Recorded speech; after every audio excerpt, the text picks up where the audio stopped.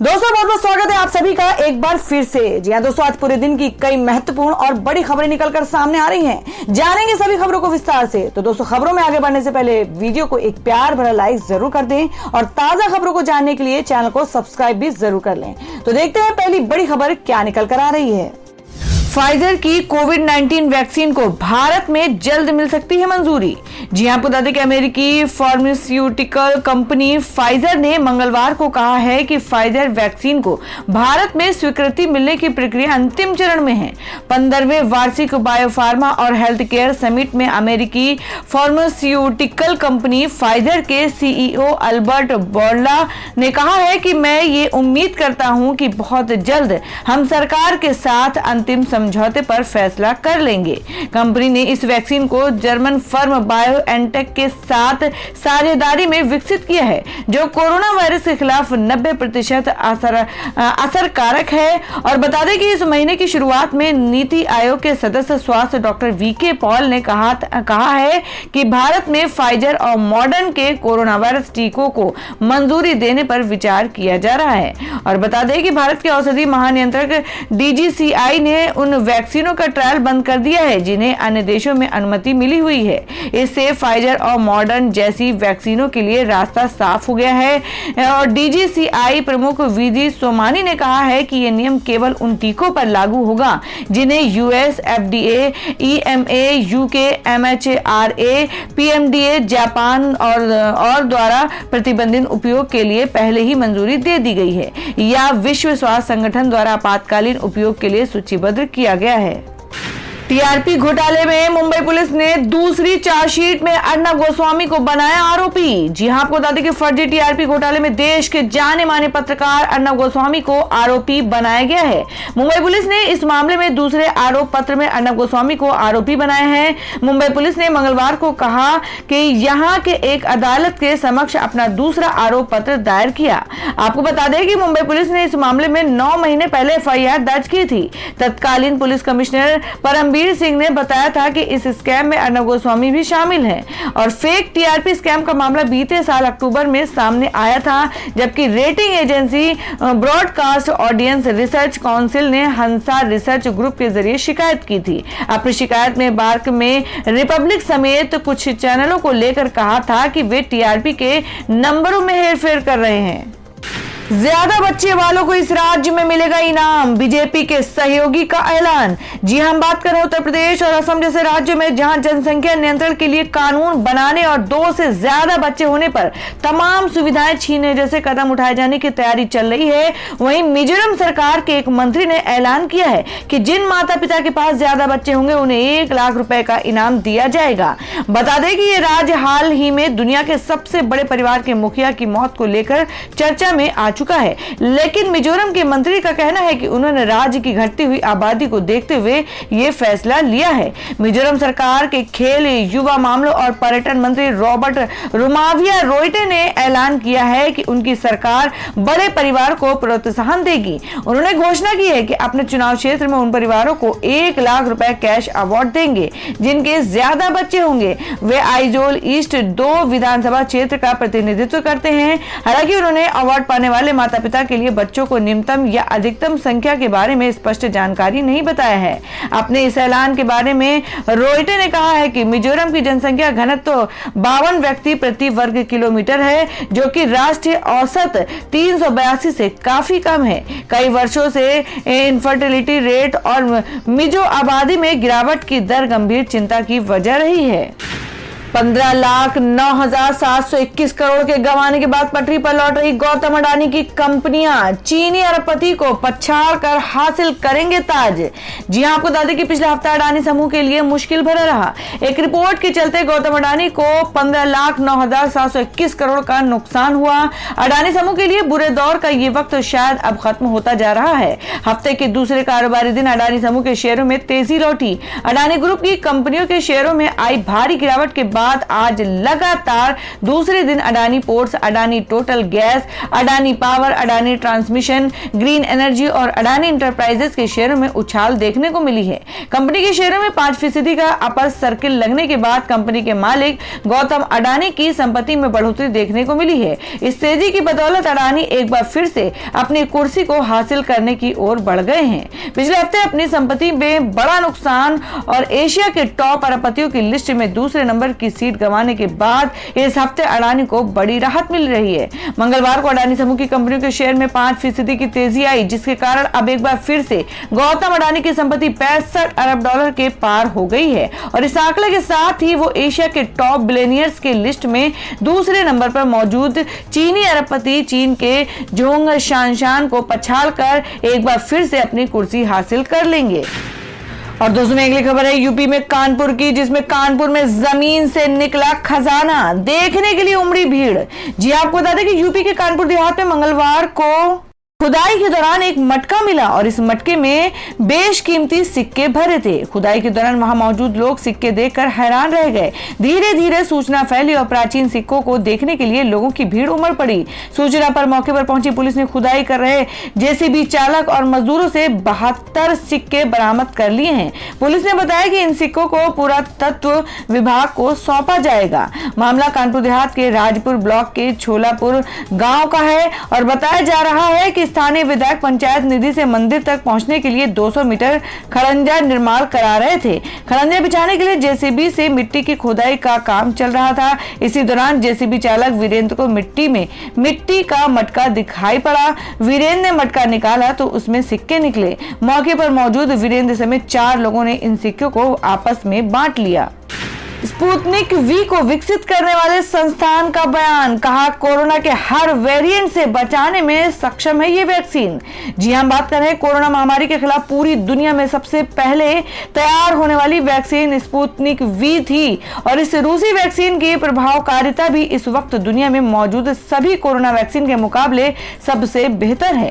इसके अलावा भारत ने भी कोविशील्ड और कोवैक्सीन के बाद किसी तीसरी वैक्सीन के आपात इस्तेमाल की मंजूरी सबसे पहले दी थी, तो वो थी स्पुतनिक वी ही। और ऐसे में इस वैक्सीन की महत्वता को लेकर एक और बात सामने आई है। दरअसल the Gamaleya research institute of epidemiology and microbiology के प्रमुख अलेक्जेंडर गिल्बर्सबर्ग ने कहा है कि स्पुतनिक वी कोरोना के सभी वेरिएंट से बचाने में सक्षम है। मंगलवार को अलेक्जेंडर गिल्बर्स ने अपने एक बयान में कहा कि #स्पुतनिक वी का टीका लेने के बाद जो एंटीबॉडी विकसित होती है वो कोरोना के हर वेरिएंट से रक्षा करने में सक्षम है। आपको बता दें कि इस संस्थान ने ही रूस में वैक्सीन को विकसित किया है। स्पुतनिक को भारत में आपात इस्तेमाल की मंजूरी दे दी गई है और कुछ चुनिंदा प्राइवेट अस्पतालों को ये वैक्सीन 1145 रुपए प्रति खुराक के हिसाब से दी जा रही है। और आपको बता दें कि रूसी प्रत्यक्ष निवेश फंड ने 15 जून को एक अध्ययन का हवाला देते हुए कहा कि स्पुतनिक वी किसी भी अन्य वैक्सीन की तुलना में कोरोना वायरस के डेल्टा वेरिएंट के खिलाफ सबसे अधिक प्रभावी है। सीएम खट्टर का ऐलान, कहा हरियाणा में पौधे लगाने वाले 8वीं से 12वीं तक के स्टूडेंट्स को मिलेंगे एक्स्ट्रा मार्क्स। जी हां, बात करें कि हरियाणा के मुख्यमंत्री मनोहर लाल खट्टर ने एक नई नीति की घोषणा की है। प्रदेश में 8वीं से 12वीं तक कक्षा के उन छात्रों को अतिरिक्त अंक दिए जाएंगे जो पौधे लगाएंगे और उसकी देखभाल करेंगे। उन्होंने कहा कि अंतिम परीक्षा में कुछ अतिरिक्त अंक का यह प्रावधान राज्य के स्कूली शिक्षा बोर्ड के तहत आने वाले स्कूलों के छात्रों के लिए होगा। मुख्यमंत्री ने कहा कि प्रावधान के प्रारूप पर जल्द ही काम किया जाएगा। एक आधिकारिक बयान में कहा गया है कि उन्होंने पंचकुला जिले में मोरनी पहाड़ियों में स्थित नेचर कैंप थापली और प्राकृतिक रास्तों के मनोरम दृश्य के बीच एक पंचकर्म स्वास्थ्य केंद्र का उद्घाटन करने के बाद ये घोषणा की। खट्टर ने पंचकुला जिले के मोरनी पहाड़ी क्षेत्र में गर्म हवा के गुब्बारे, पैराग्लाइडिंग और पानी पर चलने वाले स्कूटर सहित रोमांचक खेलों में भी भाग लिया। उन्होंने कहा कि पड़ोसी क्षेत्रों के युवाओं को पैराग्लाइडिंग का प्रशिक्षण दिया जाएगा और इन गतिविधियों के संचालन के लिए एक क्लब बनाया जाएगा। क्लब का नाम महान खिलाड़ी मिखा सिंह के नाम पर रखा जाएगा, जिनका शुक्रवार को यहां कोविड-19 संबंधित जटिलताओं के कारण निधन हो गया। खट्टर ने कहा कि इसका नाम फ्लाइंग सिख दिवंगत मिखा सिंह के नाम पर रखा जाएगा।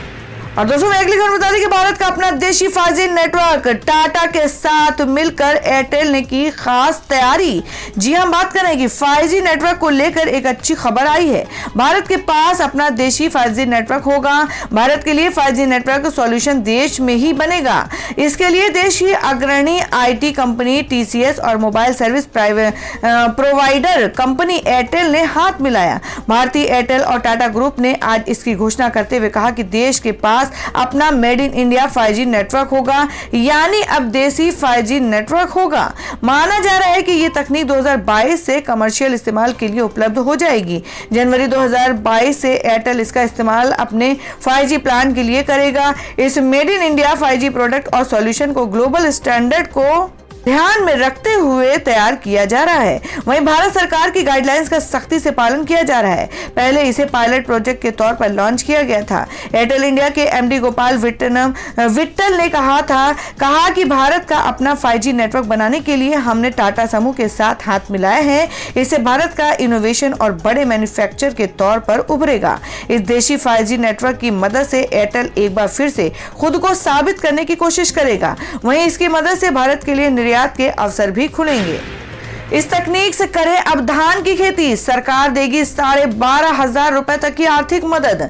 जी हां, आपको बता दें कि हरियाणा प्रदेश में धान की बुआई शुरू हो चुकी है। ज्यादातर जगहों पर इसकी पौधे लगाने के 21 से 22 दिन बाद रोपाई हो रही है, लेकिन इसकी एक और विधि सीधी बुआई की भी है। इसके लिए सरकार आर्थिक मदद भी कर रही है और प्रमुख धान उत्पादक राज्य हरियाणा में DSR तकनीक को प्रमोट कर रही है। इसके लिए अगर कोई किसान अपने खेत में DSR तकनीक का प्रदर्शन करेगा तो उसे 5,000 से लेकर 12,500 रुपए तक की मदद मिल सकती है। दरअसल इस तकनीक से धान की खेती करने पर पानी, पैसा और समय की बचत होगी और हरियाणा जल संकट से जूझ रहा है। ऐसे में वो धान की खेती के इस तरीके को प्रमोट करना चाहती है। सरकार ने 20,000 एकड़ में ऐसी खेती का प्रदर्शन करने का फैसला लिया है।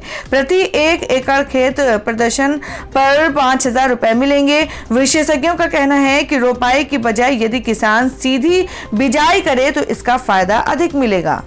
दोस्तों अगर आप भी अपने गांव, शहर या राज्य की खबर देखना चाहते हैं तो कमेंट में अपने गांव, शहर या राज्य का नाम जरूर लिखें। और अगर आपको अभी तक किसी भी सरकारी सुविधा का लाभ नहीं मिला है तो वो भी कमेंट करके जरूर बताएं कि सरकार की कौन सी योजना आप तक नहीं पहुंची है, जिससे कि आपकी बात हमारे चैनल के माध्यम से सरकार तक पहुंच जाए। तो चलिए बढ़ते हैं अगली बड़ी खबर की ओर।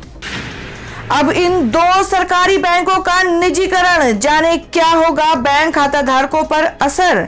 जी हां, बात कर रहे हैं कि बैंकों के निजीकरण की दिशा में एक और कदम बढ़ा लिया गया है।